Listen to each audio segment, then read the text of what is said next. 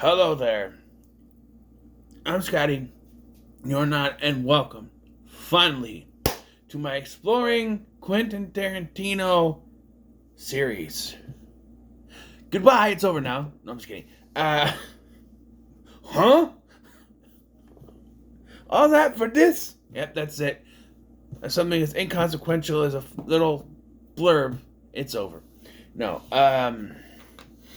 so I've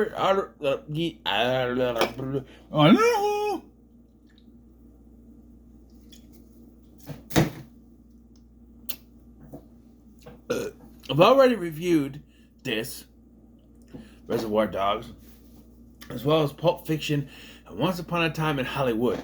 But the last two are ones that I did many, many years ago, towards the start of my channel. I want to say 2019, 2020-ish.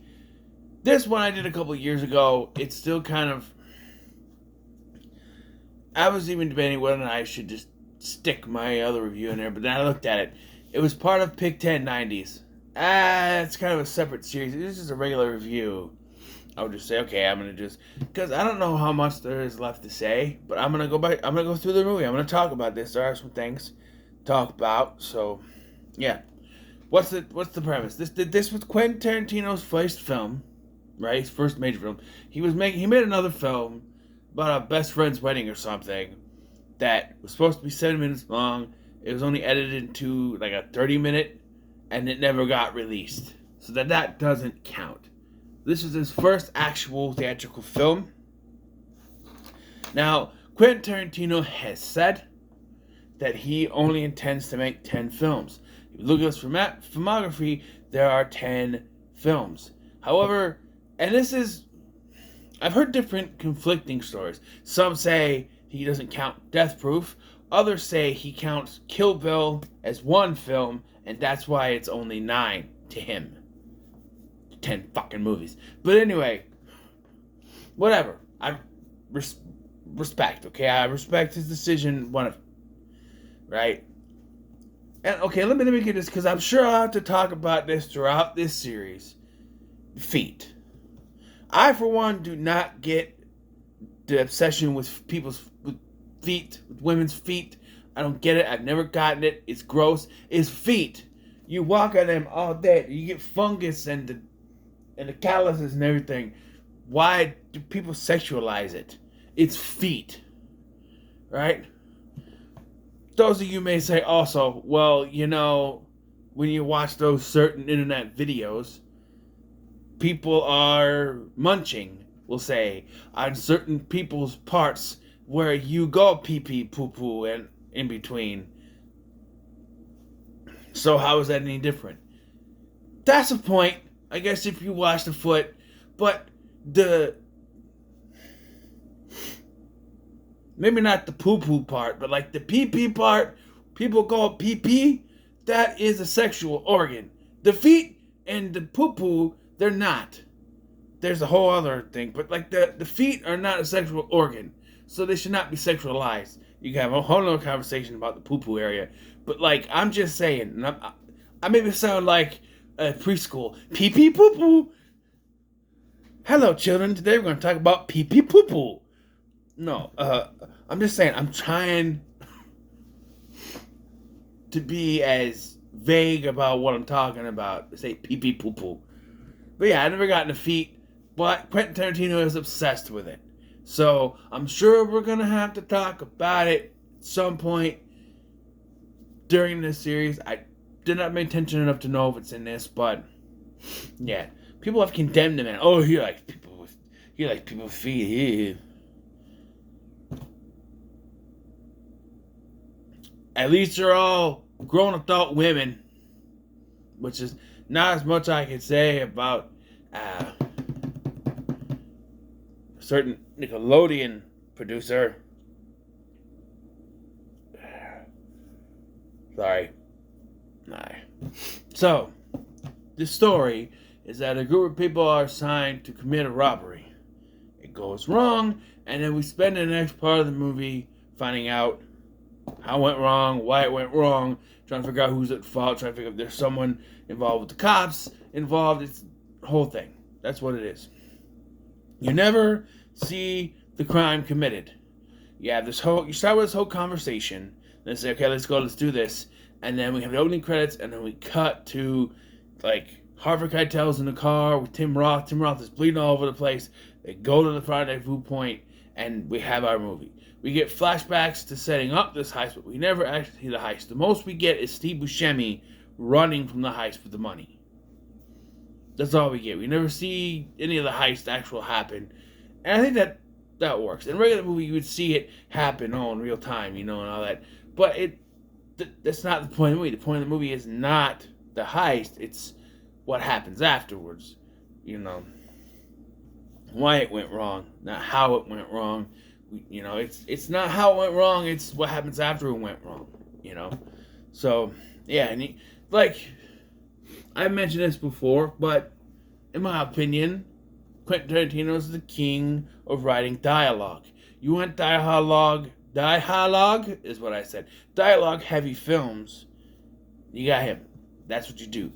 He's written other movies that he didn't direct. I've already done some, like True Romance and From Dusk Till Dawn. He wrote those. They're dialogue heavy, much like his films. So just know I'm not going to be able to go through every line of dialogue, but this conversation they have at the beginning of the movie is just, about Mr. Pink doesn't want to pay a tip. Always tip. Always tip. I don't care. You have the whole conversation about tipping and how tipping is not a city in China. No, that's about tipping and how he doesn't do it. He doesn't believe in it. And why should he do it? You don't understand. When it comes to waitresses, the tips, a lot of times, it's not for every restaurant, but in a place like this, they're in some kind of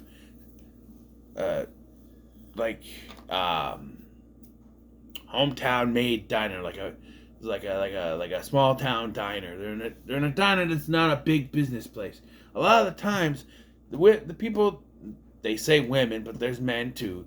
But the waitresses and the waiters, the servers, they make their wage by the tips. So by Mr. Pink, Steve Buscemi's character, Mr. Pink, not tipping, there he's basically saying, no, I'm not paying you for your service. His whole defense is, we've been sitting here for a long fucking time, right? And they approximately filled my cup of coffee 3 times the whole time we've been here. You're based off a cup of coffee? Because they've only filled it 3 times since you've been sitting here? You do realize it takes you time to drink the coffee, and the coffee is always hot. So how many cups of coffee? They even said, how many cups of coffee do you need anyway? The whole thing. And then they go and they get the job done, sort of. It doesn't work out.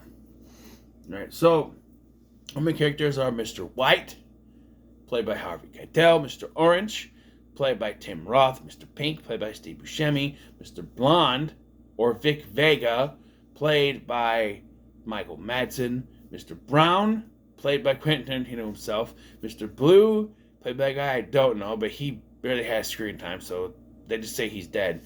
And you have, Fast Eddie or whatever his name is, played by late Chris Penn, and then his dad is the guy who set this whole thing up. I don't remember the actor's name, I'm so sorry. But that's the whole group. So things have gone wrong now, and they're in the car, and Mr. Orange is bleeding all over the place, and so then as Mr. White is he admits his real name is Larry, right? Because we get flashbacks, we'll get to it, but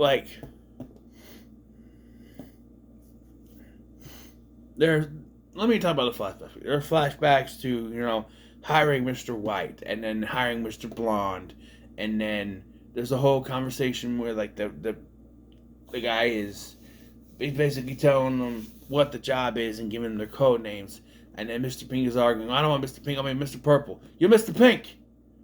Maybe I don't want to be Mr. Pink. Maybe I want to be Mr. Purple. No, some other guy doing a job is Mr. Purple. You're Mr. Pink. Wait, what's wrong with Mr. Pink? And then her guy Tell comes in. What's wrong with Mr. Pink? It's easy for you to say. You're Mr. White. You got a good name. Like, you want to switch? Nobody's fucking switching names.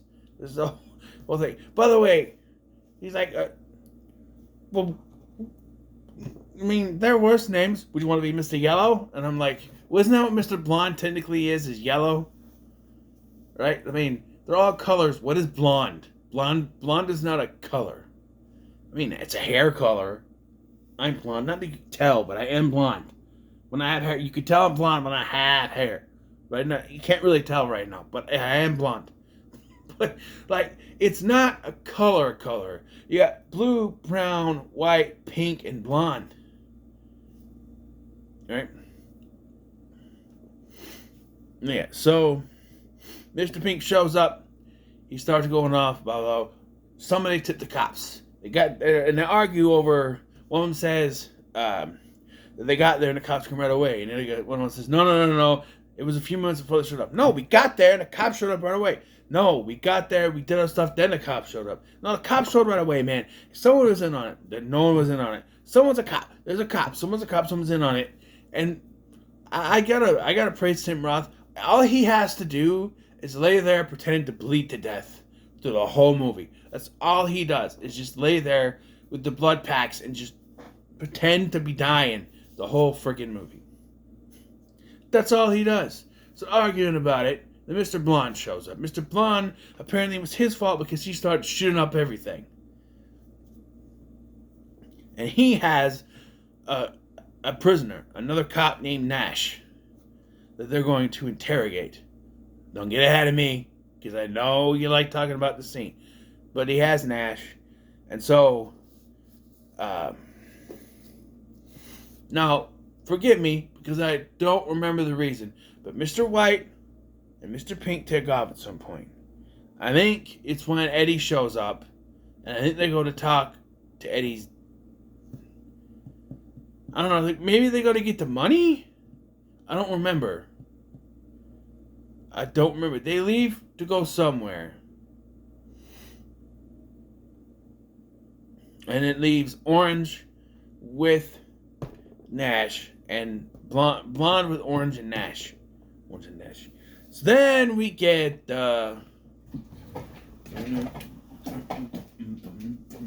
here I am stuck in the... I almost fell over. Middle with you. The whole dance is he's about to torture this guy. And it continues too, because like he starts to torture this guy. And he goes to his car. And then he comes back in, he's still dancing to it. And then he gets shot by Orange, who reveals himself as an undercover cop to Nash. Maybe they went to get Eddie, I don't know, because they come back, they find Blonde dead, and Eddie has no fucking idea what's going on.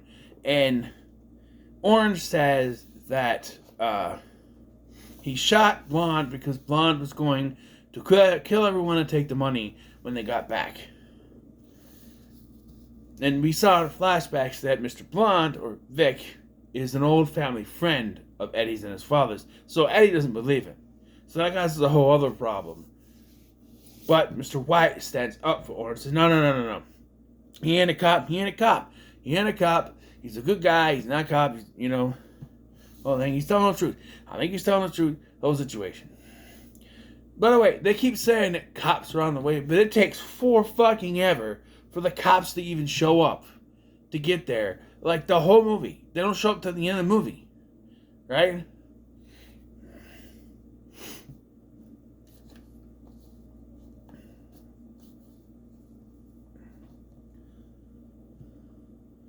At some point, Nash is killed. I don't know how. I don't remember how. I'm watching this movie. I don't remember. But I know he dies. People are going to call me out. Well, actually, this happens. But I know Nash dies. I think Eddie kills Nash when they come back. And then they have another the Mexican standoff.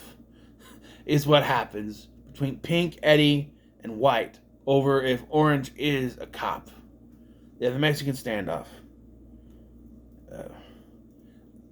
At the beginning of this, they say that Brown is dead. He was shot on the way out. And then here, Eddie confirms that Blue is dead.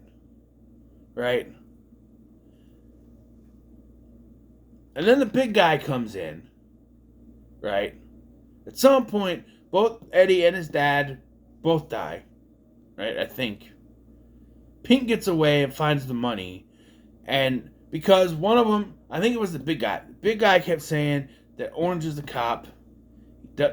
White doesn't believe him, and White shoots him, is what happens. And then, as White is holding him at the end of the movie, that's when he tells him, I'm a cop.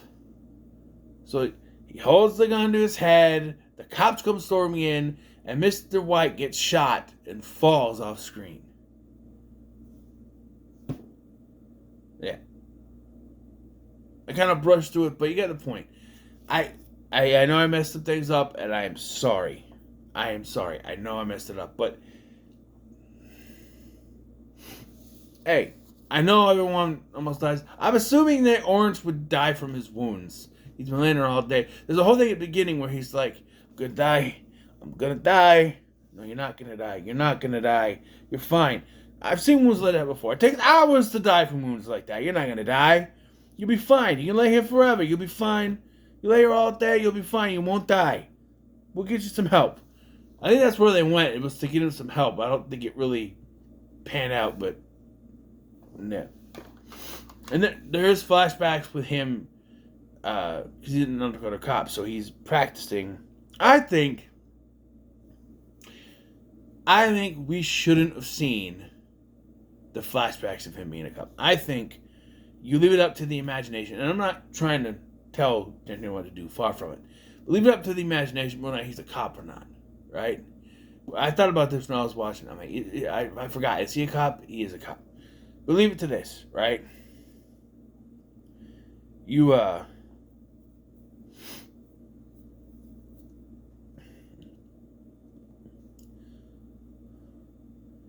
have him, you have Orange shoot Blonde, right? And then you have him, but you do it off screen. You have him come back in from his thing, music plays, you hear a gunshot. Then you cut to them coming back and you find Blonde laying there. Then you have Orange claim, hey, he said he was going to kill everyone, so I killed him first. That whole thing. So we still don't know whether he's a cop or not, right?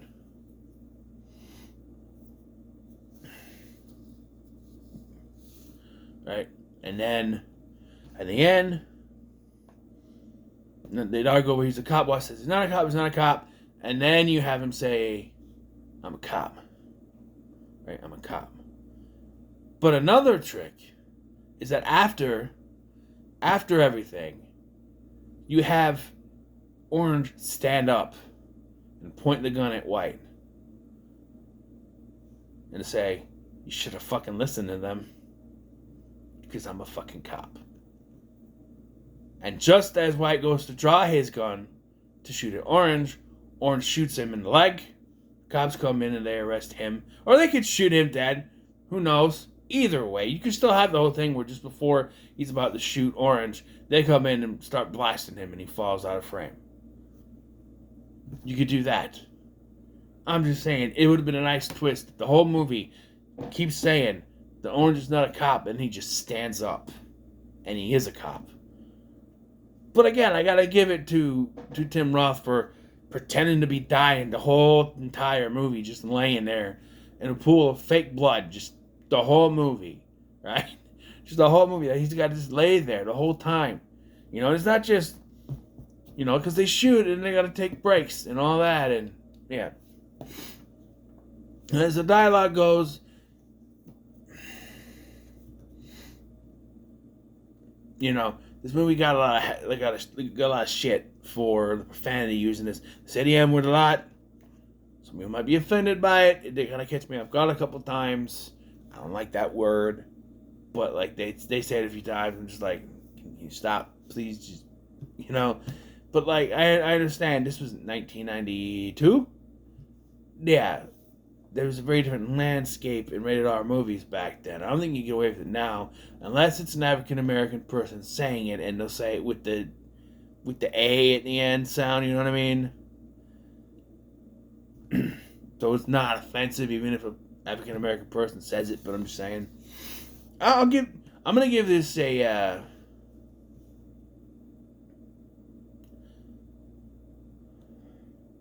I'll give it a very high, pretty good. I didn't look at my last review to see what I gave it, but it's possible it went up since last time. I really enjoyed this movie. It was really good.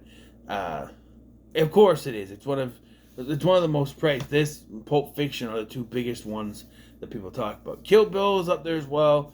I've heard some things about Jackie Brown. A lot of these will be first watches for me. I've seen this and Pulp Fiction and Once Upon a Time in Hollywood. That's about it. I haven't seen any others, so we shall see. But we're here. We're on the journey. We're starting it now. Get it done. So, yeah. So, what are your thoughts on Reservoir Dogs? Excuse me. In the comments below, make sure to like, share, and subscribe. Thanks for watching. I'm Scotty, and I'll see you in the next one.